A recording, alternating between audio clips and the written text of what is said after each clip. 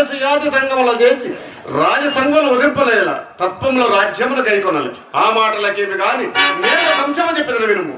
ధర్మం వ్యతిరిక్తము కాకున్న చోవినియదా ధర్మమునగా ఎట్టిది శాస్త్ర దూష్యము లోక విరుద్ధము కానిది. లోకాచారములకు ధర్మమునకు సంబంధము లేదు. అట్లయిన నా మనసునికి ఇష్టమైన చోవినియదా నీకు ఇష్టము గాని ధర్మము కాదా ఏమి? అవునో కాదో ఈ వితర్కమేలనయ్యా చెప్పదలంచిన దానిని చెప్పు. అర్జున, నీవును నేనును ప్రాణమిత్రులము బంధువులము. అట్టి ఎడ నాకు అపకారం ఆర్చిన దురాచారులు నీకు అపకారం చేసినట్లు కదా. అఖిల లోకంలో మానవ సంకటం సంప్రాప్తి అయినట్లు కదా. సమస్త విషయం ముందు నా కార్యములు నీగా భావించుతుండగా ఇట్లా చేయవచ్చునా? పోని తెలిసియో తెలియకో చేస్తవనుకు దానికేమి కాని ఆ దురాత్మ దండహస్త పాలిత కప్పిదం రండిపోవదు. దేవా, తమరు ఆనందించినదంతయు నిజమే, కానీ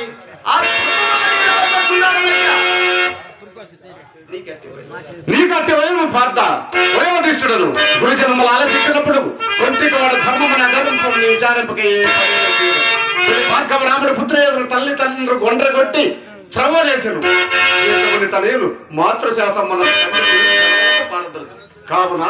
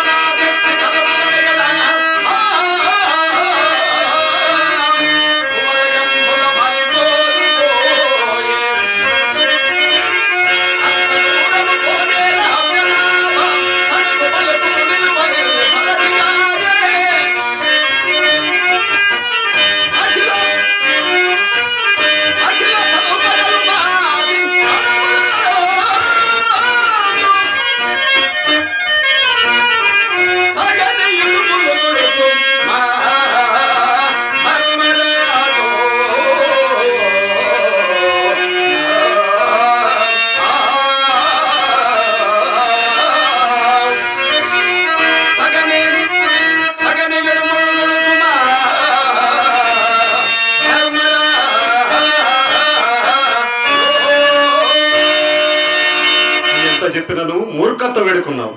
నీకు పూర్వవృత్తాంత వరకు చదవి నువ్వు బదిరికావనమన్న అష్టనిష్ట గరిష్ఠులై నరనారాయణ ఇరువురు సమపరకుంటలేదు. అందున నారాయణంశమును సగల సర్వం సహా బాల నివార్త పాండవ యాదవ వంశంలో క్రమంలో హృదయించింది. అదిగో వీక్షింపు.